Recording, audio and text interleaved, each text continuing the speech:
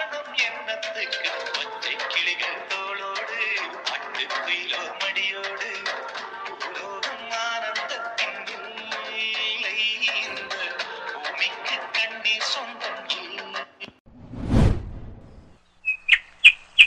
Hi மக்களே, Kumari cartoon love சேனலை subscribe பண்ணுங்க. ஹாய் மக்களே, குமரி கார்ட்டூன் லவ் சேனலை சப்ஸ்கிரைப் பண்ணுங்க.